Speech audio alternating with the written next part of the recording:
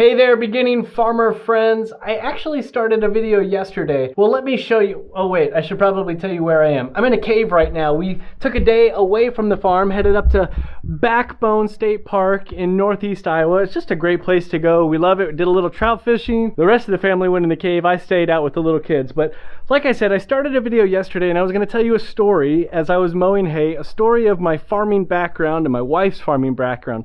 Let me show you how it started. Good morning, beginning farmer friends. We are headed to the field to do day number 2 of mowing. We stopped at the farm store. We got some hydraulic fluid in case we need to top anything off. And we're just gonna mow. I do have a CSA delivery late this afternoon. We'll take a break to do that and then come back and mow, and hopefully we'll get it all done today. Because that's basically what we're going to be doing today, mowing, and not a lot going on. Hopefully not a lot going on, no breakdowns or fix-its or anything like that. I thought I would take some time to tell you a story. It's kind of like beginning farmer story time. Today I want to tell you about my farming background, because you've heard me talk about taking cows to my dad's before and his farm, and having pigs at my dad's farm when I was a kid. And so I kind of want to give you all of that background, where I come from as a farmer, where my wife comes from as a farmer. So something a little different today. I hope you like it. If you do like it, give a thumbs up, subscribe to the channel, all of that good stuff. We're driving right now. As you can see, the day started off pretty well, or fairly well, I guess I should say. I started when I wanted to.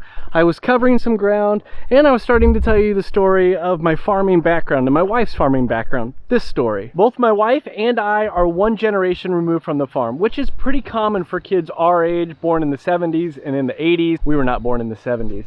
Because of the farm crisis that happened around that time. A lot of kids that maybe had planned on coming back to the farm in the late 70s, early 80s weren't able to, because their farms fell apart with the farm crisis, and that happened to a lot of families in Iowa. So while my wife's grandparents farmed, and one set of my grandparents farmed, and both of us had uncles that farmed and aunts that farmed, neither of us had parents that farmed. Well, there was one little exception. My dad farmed a little. As you can see, with one generation removed from the farm, the experience of my wife and the experience of myself, they were kind of minuscule. By the way, this is one of the few trout streams in the state of Iowa. All the trout streams that we have are up in this northeast corner. There's not a lot of them. Brown trout are the only natural reproducing trout in the state of Iowa, but they do stock this one. Fishing was tough today. I didn't catch anything. Here's the exception. Mowing's going well, by the way. We just got done with a couple fields. We're headed on to the next one, but I just want to tell you about the exception. Now, like I said, my wife's parents both grew up on the farm. As far as I know, they might have had a little bit of inkling to farm in their lives, but not a ton. On my side of the family, my dad had a little bit of desire to farm, but all that really fell apart when the farm crisis hit in the early 80s, late 70s.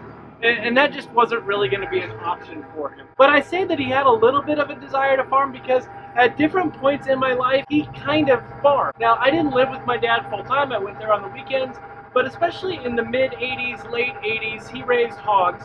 Like I said in an earlier video, in any barn that he had. That all fell apart around 89, 90, 91, I forget the year exactly, but the bottom fell out of the hog market. My dad sold all his hogs, and really after that, even though we lived in the country and had farms, as it were, he never really farmed. We just had horses, and then when he purchased 240 acres down near where we would end up, we put some cows on his property, but that was about as farm that it was, besides the horses that he had and chickens and things like that. Like I said, I started this video yesterday and things were rolling along. I was mowing hay, I was telling stories. You were starting to hear about the background of farming that I have, or lack of background of farming that I have. By the way, this little stretch that I'm walking right past here, there are tons and dozens of trout in here. None of them are interested in anything that I throw at them. But I was telling all these stories and it was going all right. Then these things started to happen. So you have my wife. She's one generation removed from the farm, just like I am, except she grew up on the edge of town. She had some chickens on her property and things like that, and of course aunts and uncles who farmed that she would go visit. If you're wondering why I'm walking, it's because I'm basically out of fuel on the tractor. I'm headed up to get my truck to go get some fuel, pick up the CSA stuff while I'm at it, come back, mow, go do CSA. It's not exactly going how I had it planned. Back to the story. Then you have me. I grew up on Norman Rockwell Street. If Norman Rockwell had made that like dinner table Saturday Evening Post painting in 1989. I grew up in a neighborhood with a bunch of kids. We rode Hot Wheels and pedal tractors and things like that around the town. And while my dad did have a little bit of a farm while I was growing up, it was when I was like 7, 8, 9, in that range. I wasn't really, you know, like involved in the farm. I didn't really know what was going on. I can't even tell you if he had a tractor back then. I love the stonework on these old CCC parks. It's all over the place at this state park. Really cool stuff. But as you can see, things started to go downhill. It didn't seem real bad at first. It just messed up my schedule a little bit. But then there was this. And I was still trying to tell the story the whole way through. So I'm walking again because I filled up the tractor with fuel. I went home, I got fuel, I packed the CSA, all just like I said like seconds ago in this video. Brought it over, I filled the tractor up with fuel. I drove the truck away, I went to put it in park, and snap! This is how the day is going. Snap! There is a tube that is connected to the shift lever in the truck, which goes down and connects to another piece. I've replaced it once, that's how I know what I'm talking about. That tube broke again. So now I've got a broken truck that can't drive. I just moved it up by the house of our friends here so my wife can come and pick up the CSA shares so she can take the CSA shares and hopefully pick up a part, and I'm gonna go mow. Oh boy, what I had planned to be a great day to tell a story because there wasn't going to be much going on other than driving around and mowing, and the CSA has become a wild day of broken things.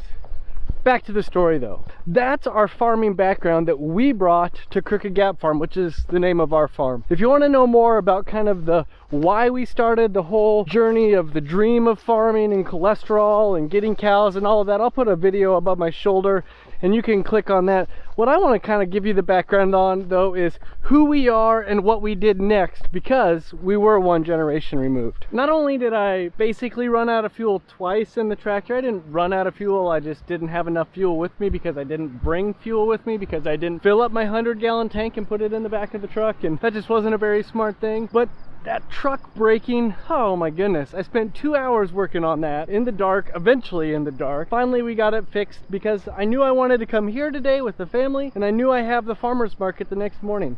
And in a lot of ways, this is a great picture of what farming is really like, especially since I don't have this huge upbringing in the agricultural world where a lot of the things that are normal for other people are all new for me. And I think it's important that I share that, you know, in the midst of a storytelling day yesterday where I was talking about the lack of experience that I have in farming, that lack of experience kind of rears its ugly head. All of that is to say this: I don't have a lot of experience farming. And by not a lot of experience farming, let me sum it up for you. I rode around in the tractor and the combine with my uncles or my dad when I was young. My dad had some pigs when I was young, and I might have thrown some corn to them or wandered around with my dad following him. I really don't remember it. Probably my best experience came from driving the pedal tractor around when I was a kid. That's the amount of experience that I brought into my farming game. I didn't go work on another farm. I didn't go apprentice anywhere. All of these things that I should have done, I didn't do. So how did I get my start? Well, honestly, I started reading a lot of books. Books by Greg Judy, Joel Salatin, Alan Nation, Kelly Klober, things like that. Books about farming, magazines, books, blogs. And I started blogging. I started telling my story and writing about the things that I was researching. But eventually, what I did was I just started doing it. It's a funny story. My uncle, who was a farmer and is a farmer, he told me one time as I was telling him about all my ideas about farming, he said, you know, at some point you just got to start. And so that's what we did. We just started farming. I'm not going to say it was the best idea or that it went really well. You know, probably if I could have it to do all over again, and if my life situation was different, you know, we had kids at this time and we needed a permanent place and we were in a job and all of that stuff. But ideally, I would have gone and I would have interned on a farm or something like that. But for us, I just started. That meant everything that I did on the farm was new to me for the very first time. I hadn't done it on someone else's farm. I hadn't done it on someone else's dime. Have I learned a lot? Absolutely. Would I have done it another way? Would it have been better if I had grown up on the farm and I wasn't one generation removed? Maybe. There's part of me that says, you know, then I would have had all these bad habits that I had to break, especially if I was going to do the type of farming we were doing. Or maybe I just would have kind of really tried to push into conventional farming and not the direct market farming that we're doing. I don't know. I know that if I would have grown up on the farm, that I would have had a lot of skills that would have come in handy. But on the flip side, I've had to learn a lot and grow in a lot of ways. I don't know what the answer is. I just wanted to tell you a little story about what my background is, how we got to the place we are, and what my experience was farming that we brought to the farm, which, by the way, was none. Man, I just want to say thank you, because it was kind of a crazy video. A lot of me talking and not a lot of continuity. So thank you guys so much for watching. We'll catch you next time when maybe we'll do something a little bit more exciting. See this hole back here? There are literally dozens of trout in there. Brown trout, brook trout, rainbow trout, they're all in there, and none of them are interested in anything that I throw at them or that the kids throw at them.